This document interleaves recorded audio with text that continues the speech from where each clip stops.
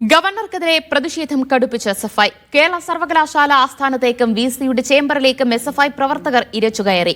Kannur, Kozhikode, MG സർവകലാശാലകളിലേക്ക് SFI നടത്തിയ മാർച്ചിലും സംഘർഷമുണ്ടായി. സർവകലാശാലകളിൽ പിടിമുറുക്കാനുള്ള നീക്കത്തിൽ ഗവർണറോടുള്ള നിലപാടിൽ വിട്ടുവീഴ്ചയ്ക്കില്ലെന്ന പ്രഖ്യാപനമായിരുന്നു വിവിധ സർവകലാശാലകളിലേക്ക് എസ്എഫ്ഐ നടത്തിയ പ്രതിഷേധ മാർച്ച്.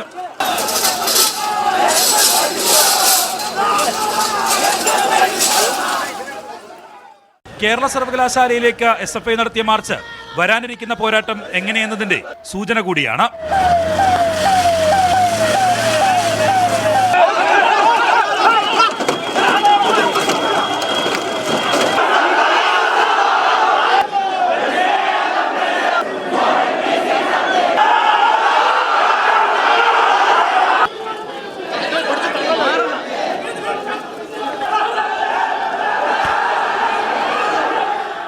പോലീസ് ബാരിക്കേഡ് മറികടന്ന എസ്എഫ്ഐ പ്രവർത്തകർ സർവകലാശാലയിലേക്ക് ഇരച്ചെത്തി. ആദ്യം സംയമനം പാലിച്ച പോലീസ് കേരള വിസിയുടെ ചേംബറിന് മുന്നിൽ പ്രവർത്തകർ എത്തിയതോടെ ഇടപെട്ടു. സംസ്ഥാന സെക്രട്ടറി PS സഞ്ജീവ് ഉൾപ്പെടെയുള്ളവരെ പോലീസ് ബലം പ്രയോഗിച്ച് അറസ്റ്റ് ചെയ്ത് നീക്കി.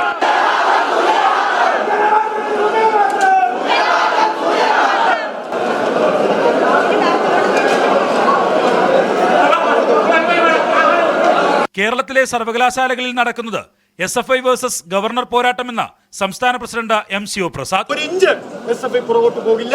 അദ്ദേഹത്തിന് ഒരു തെറ്റിദ്ധാരണയുണ്ട്. അദ്ദേഹം രാജ്ഭവനിലേക്ക് വന്ന് കയറിയപ്പോൾ അദ്ദേഹത്തിന് കൊടുത്തുവിട്ടതാണ് ചാൻസലർ പദവി എന്ന്.